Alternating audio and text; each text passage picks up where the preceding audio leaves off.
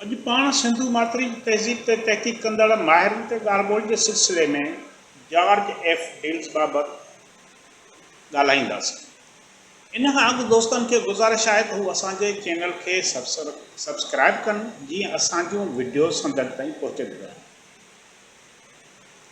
क़दीम आसारनि जे अमरीकी माहिर जॉर्ज डील्स जूनियर जो नालो ॾखिण एशिया जे आर्कियालॉजी माहिरनि जी फ़हरिस्त में अहम नालनि में शुमार कयो वेंदो आहे। संदसि जनम 13 अगस्त 1927 में एक्रोन में थियो ऐं पाण 25 अप्रैल 1992 ते बर्कले में वफ़ात कई। हिन 1953 में एक्रोन यूनिवर्सिटी मां क्लासिकल स्टडीज़ में बैचलर की डिग्री हासिल कई, जंहिं बाद यूनिवर्सिटी ऑफ पेंसिल्वेनिया मां PhD जी डिग्री हासिल कई। संदसि डॉक्टरेट जी डिग्री जो मौज़ू विच ओभर जी सुमेरियन तहज़ीब ऐं cuneiform script. George F deals university of Pennsylvania ऐं यूनिवर्सिटी ऑफ कैलिफोर्निया में आर्कियालॉजी जे प्रोफेसर तौरु ख़िदमतूं सरअंजाम ॾिनियूं। डील्स ॿिन्ही यूनिवर्सिटियुनि में ॾखिण ऐं ओलह एशिया जे क़दीम तहज़ीबुनि बाबति अभ्यास वारे शोबे जो चेयरमैन रहियो। पाण सिंधु माथरी जी तहज़ीब ॿोलीअ लिखत ते अहम माहिर तसवुरु कयो वेंदो हो। हू विच ओभर सिंधु माथरी ऐं चीन समेत मुख़्तलिफ़ मुल्कनि में आर्कियालॉजी जे मिशननि जो सरबराह रहियो। हिन 1959 में भारत ऐं पाकिस्तान में सिंधु माथरी जी तहज़ीब सां लाॻापियल केतिरनि ई माॻनि जी खोटराई कराई। पाण ईरान जे बंदर अब्बास में बि क़दीम आसारनि जी सर्वे कई। George F deals Sindhu mathri जे क़दीम सुमेरियन तहज़ीब सां लाॻापनि बाबति बि खोजना कई। पाण पंहिंजी ज़ाल बारबरा ऐं पाकिस्तानी आर्कियालॉजी माहिर डॉक्टर मोहम्मद रफ़ीक मुग़ल सां गॾु 1960 में मक़रान जे सामूंडी किनारे जी सर्वे करे सिंधु सभ्यता जे वारसनि ऐं सुमेरियन तहज़ीब जे विच में वापार वारे रस्ते जूं साबितियूं हथु कयूं। हिन 1964 ऐं 1965 में मोहनजोदड़ो जे क़दीम आसारनि जी ॿीहर खोटराई कराई।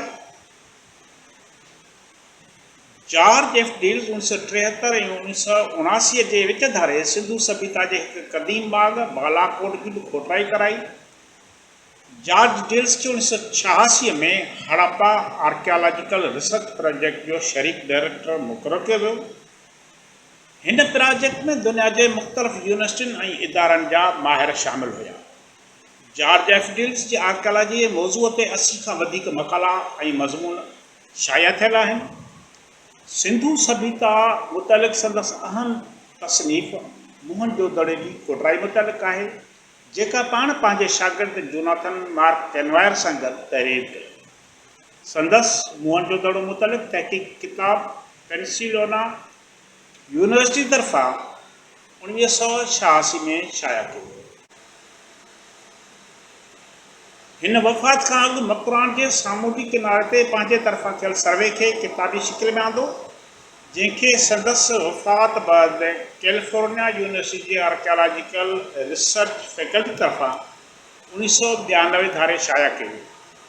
सिंधु माथरी जी सभ्यता मुतलिक़ संदसि अहम किताबनि ऐं मक़ालनि जो हिते ज़िक्र कजे थो, जिन में educations at Mohenjodaro Pakistan the pottery, Executions at Saqqajaddar in Explorations of Makran Coast, Pakistan, A Search for Paradise, The Balakot Project, Summary of 4 Years of Education in Pakistan, Harappa Education Report 1986-1990, Harappa Summary of the 4th Session. Summaries of 5 seasons of research at Harappa 1986-1990, the Harappa Project 1986-1989, New Investigation at an Ancient Intercity, Shale Working at Ancient Balakot, Pakistan, Execution at Harappa शामिल आहिनि। महिरबानी।